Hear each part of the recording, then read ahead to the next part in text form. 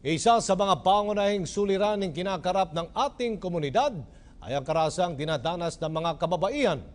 May malaking parte ang gobyerno sa pagbibigay ng solusyon dito. Kaya naman, inilunsad ng Philippine Information Agency ang Violence Against Women Campaign. Ria Fernandez sa detalye. Binigyang diin ni Assistant Secretary at Gender and Development Vice Chairperson Ana Marie Banaag ng Presidential Communications Office o PCO na may papel ang bawat Pilipino sa layunin ng pamahalaan na labanan ng karahasan sa kababaihan. Sa kanyang pagdalo sa paglulunsad ng video presentation at photo exhibit ng Philippine Information Agency para sa 18 araw na Violence Against Women Campaign o VAUC na magsisimula na sa November 25, sinabi ni Banaag na hindi kailangang maging biktima ng pang-aabuso para magsalita at makialam sa issue ng violence against women.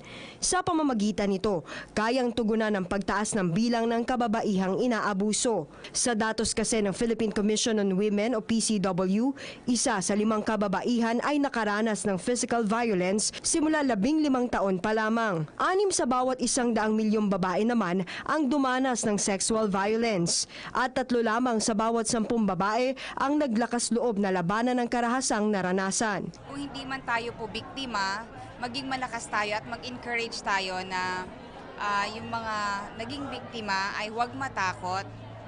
Kasi po ang violence against women, ang bayolensya sa isang tao, kahit na hindi sa mga bata, lalo na mga kababaihan, ay hindi tungkol lang sa gawain ng ibang tao, kundi kung papahintulutan natin yan na gagawin sa atin, mangyayari at mangyayari.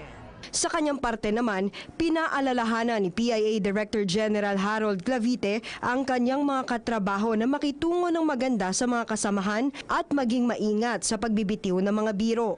Gaya na sinabi ko kanina, sa araw-araw nating pakikipagsalamuha sa ating mga trabaho, sa ating mga araw-araw na buhay, isipin natin ang ating mga ating ina, ang ating mga kapatid na babae, mga kapamilyang babae, dahil makakatulong ito sa pagtrato ng equally ang mga kababaihan, lalo na sa trabaho, sa eskwelahan at sa araw-araw nating pamumuhay sa komunidad. Tiniyak naman ng ating pambansang pulisya ang proteksyon sa kababaihan. May Women's Desk ang PNP na bukas sa pagtanggap ng mga reklamo at hinaing araw-araw. Meron po tayong mga Women's Desk na pwede nilang malapitan para sila'y gabayan, tulungan sa pag-file ng kaso, kung ano yung kanilang nais na mangyari dun sa karahasang kanilang naranasan. Para sa PTV News, Ria Fernandez.